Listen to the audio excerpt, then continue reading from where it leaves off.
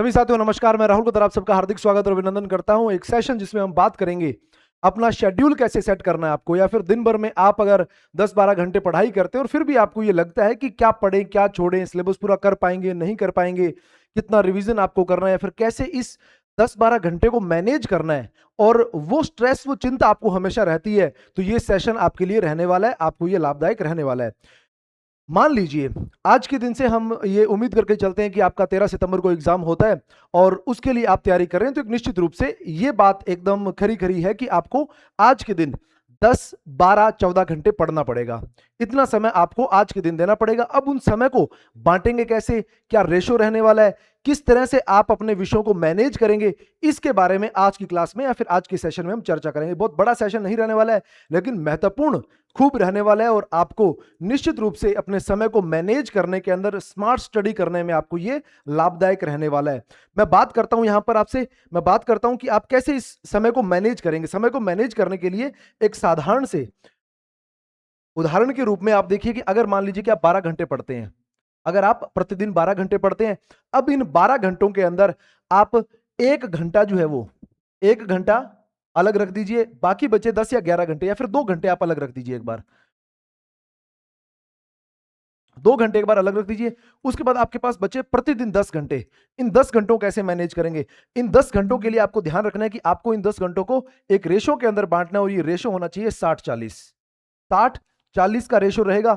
इसमें 60% समय जो है, या फिर 6 घंटे समय आप पेपर नंबर 1 को देंगे, पेपर नंबर 2 को 40% समय देंगे।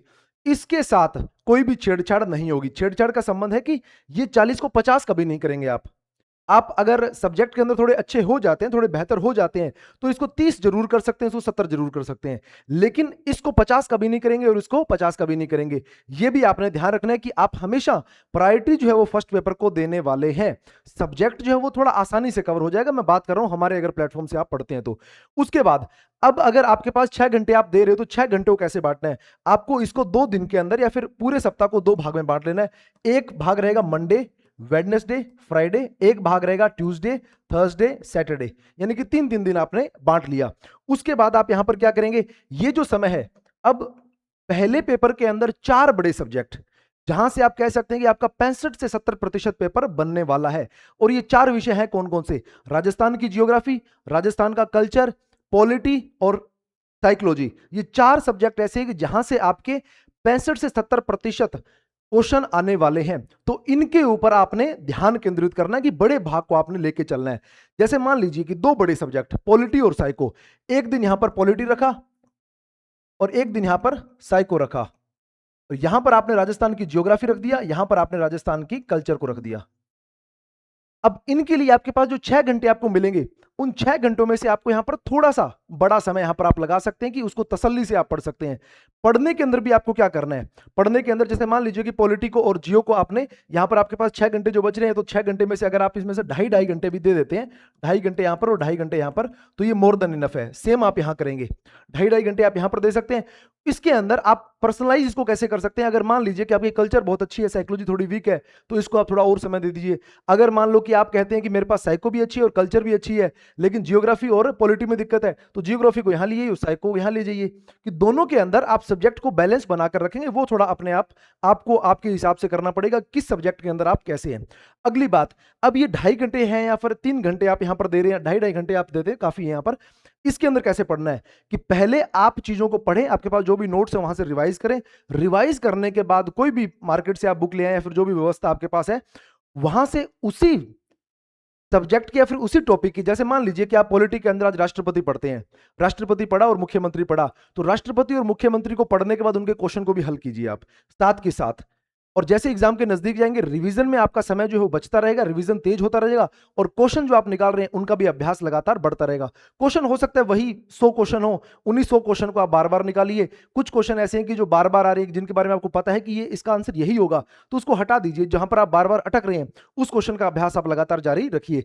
इस तरह से आप इन सब्जेक्ट को मैनेज कर सकते हैं। अब बची बात यहां पर कि आपके पास दिन में 1 घंटा और बच रहा है। जैसे मान लीजिए कि आप 12 घंटे की बात करें, यहां पर आप 5 घंटे हुए, 5 घंटे में 1 घंटा आपका और बचा है। उस 1 घंटे के लिए आप करंट अफेयर्स को पढ़िए। 1 घंटा जो है वो करंट अफेयर्स को जरूर दीजिए। मैं इसलिए कह रहा हूं क्योंकि आपको जनवरी से करंट अफेयर को पढ़ना है, तो जनवरी, फरवरी, मार्च, अप्रैल, इस तरह से 4 महीनों के करंट को, उसके बाद इकोनॉमिक सर्वे भी है, तो 1 घंटा लगभग उसके अंदर लग जाएगा।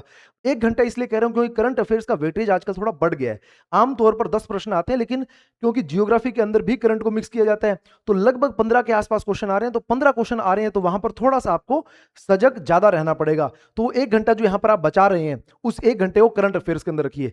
करंट अफेयर्स के लिए आप सुबह का समय रखिए, फिर ऐसा समय रखिए जहां पर आप बिल्कुल फ्रेश हैं, क्योंकि वहां पर खूब सारे आंकड़े होंगे, खूब सारे नाम होंगे, तो उनको याद करने के लिए आप ऐसे समय को नहीं रखें जहां पर आप थकान के अंदर है। उसको बिल्कुल मॉर्निंग के अंदर बिल्कुल सुबह सुबह पढ़िए, जहां पर आंकड़े जो आपको याद रखने में थोड़ी मदद होगी। तो इस तरह से आप ये 6 घंटे अपने डिवाइड कर सकते हैं।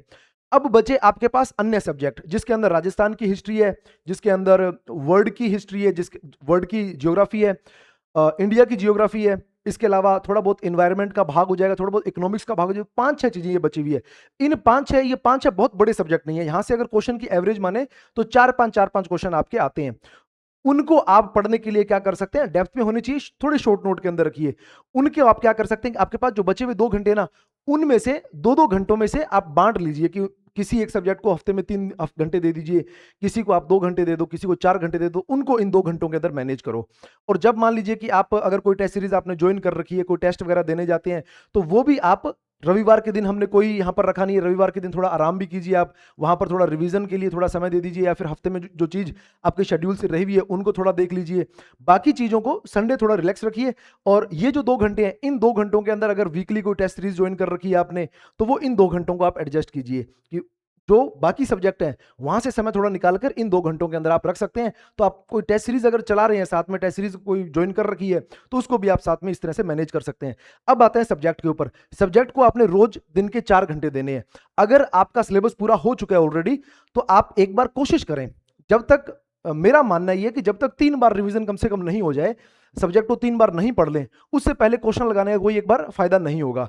तो प्रयास करें कि एक बार सब्जेक्ट को 3 बार पढ़ें। तो 4 घंटे जो है इनके अंदर पहला प्रयास तो ये होना चाहिए कि आप 3 बार या 4 बार सब्जेक्ट को पढ़ लें, 3 या 4 रिवीजन हो जाएं आपके। अगर वो हो चुके हैं आपके, या फिर कुछ विद्यार्थी ऐसे भी जो बहुत अच्छी तैयारी में है, जो 6-6 7-7 रिवीजन ऑलरेडी करके बैठे हैं, तो उनके लिए क्या रहेगा, फिर आप इस समय को बांट सकते हैं, इसके अंदर रेशो बना सकते हैं। हर समय कभी भी 1 यूनिट को नहीं पढ़ें, 2 यूनिट को एक साथ पढ़ें। आपके पास 1 नंबर यूनिट, 7 नंबर यूनिट और 2 नंबर यूनिट, ये बड़ी यूनिट्स हैं जहां पर आपको इनको अभ्यास करने में, रिवीजन करने में थोड़ा समय लगता है। बाकी 3 नंबर, 4 नंबर, 5 नंबर, 6 नंबर और 8 नंबर, ये यूनिट छोटी हैं जो एक दिन के अंदर पढ़ी जा सकती हैं, जिसने 3-4 बार रिवीजन कर लिया है। तो जो भी आप पढ़ेंगे, पढ़ने के बाद 2 यूनिट एक साथ चलाइए, यूनिट नंबर 1 और यूनिट नंबर 2। ये मैं सिर्फ बता रहा हूं कि 2 यूनिट कौन सी हो, 6 भी हो सकती है, 8 भी हो सकती है। इन दोनों यूनिट के अंदर पढ़िए, पढ़ने के बाद क्वेश्चन लगाइए, पढ़िए क्वेश्चन लगाइए। क्वेश्चन के लिए हमारी बुक मार्केट के अंदर आ चुकी है, तो वो यूनिट वाइज क्वेश्चन है, तो उन क्वेश्चन का आप अभ्यास कीजिए। अब हो सकता है कि जैसे मान लीजिए कि 1 घंटे के अंदर आपने, या फिर आधे भाग के अंदर, ये 2 घंटों के अंदर आप यूनिट नंबर 1 चला रखी है। यूनिट नंबर 1 को पूरा करने के अंदर आपको 3 दिन या 4 दिन लगेंगे, तो पहले तसल्ली से 3-4 दिन आप यूनिट को पूरा करें, फिर तीसरे दिन या चौथे दिन आप 1 घंटे या 2 घंटे के अंदर क्वेश्चन देख लें। तो क्वेश्चन हमेशा जरूर देखें आप, बिना क्वेश्चन के जो चीज पढ़ रहे हैं उसके अंदर क्लैरिटी नहीं आएगी। और जहां भी आप गलती करते हैं, जैसे मान लीजिए कुछ क्वेश्चन ऐसे हैं कि जहां पर बहुत ज्यादा आपको अभ्यास हो गया है, आपको पता है कि इसका आंसर यही होगा, तो उस क्वेश्चन को बार बार देखने के बजाय उसको जाने दीजिए। जहां पर आप गलती कर रहे हैं उस क्वेश्चन के ऊपर मार्क लगा लीजिए। अब जब दोबारा आप अभ्यास करेंगे तो उसी क्वेश्चन को देखिए जहां पर आप गलती कर रहे हैं। बाकी जो आसान चीजें हैं वो रिवीजन के अंदर आपकी क्लियर हो रही है। तो समय बचाना सीखिए आप, और समय का उपयोग करना सीखिए।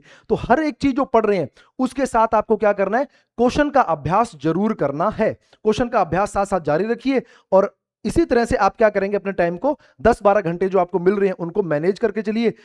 आपको एक तो ये नहीं लगेगा, इस स्ट्रेस के अंदर कभी नहीं पड़ेंगे आप कितना पढ़ रहे हैं, सिलेबस क्या पूरा हो जाएगा नहीं होगा। इस एक तरीके से आप सिलेबस को बढ़िया तरीके से मैनेज कर पाएंगे। एक छोटी डायरी अपने पास रखिए, वीकली जैसे मान लीजिए कि रविवार के दिन आप प्लान बना लीजिए कि अगले 7 दिन में ये चीजें पढ़ने वाला हूं। आपके पास प्लान है ऑलरेडी कि आप ये चीजें पढ़ेंगे। इसमें सब्जेक्ट या फिर टॉपिक को रख लीजिए कि अगले हफ्ते के लिए मेरे पास ये टारगेट है, फिर इतने क्वेश्चन या फिर इतने टॉपिक मैं क्लियर करने वाला हूं। और वीकली उसको चेक भी करते रहा करो, इतनी इतनी चीजें मेरी हो गई, इतनी चीजें मिसिंग है, तो उनको अगले हफ्ते के अंदर या फिर संडे के दिन आप कवर कर सकते हैं। थोड़ा सा स्मार्ट स्टडी आपने करना है, और इस एक तरीके से आपने अपना अभ्यास करना है।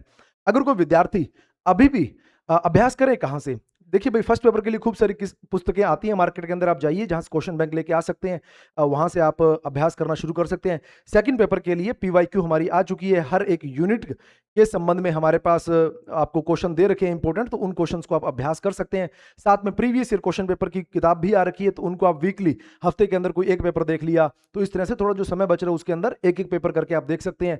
समय बचता है आपको, ये 2 घंटे के अंदर और समय बचता है, तो आप यूट्यूब के ऊपर कुछ कंटेंट देख लिया। तो इस तरह से हर चीजों को मैनेज करते हुए चलिए, किसी भी चीज को छोड़ना नहीं है, किसी भी चीज के अंदर बहुत ज्यादा डीप नहीं चले जाना है। हर एक चीज को मैनेज करके चलोगे तो आप तैयारी बहुत बेहतरीन ढंग से कर पाओगे। इसके अलावा भी आपकी तैयारी के संबंध में कोई सवाल है तो कमेंट सेक्शन के अंदर आप उनको लिख सकते हैं। भर्ती के संबंध में, तैयारी के संबंध में किसी भी प्रकार के आपके कोई सवाल हैं तो उनको कमेंट सेक्शन के अंदर आप लिख सकते हैं, आपको निश्चित ही जल्दी से जल्दी जवाब उसका दे दिया जाएगा। आशा करता हूं कि ये सेशन आपके लिए लाभदायक रहा। धन्यवाद।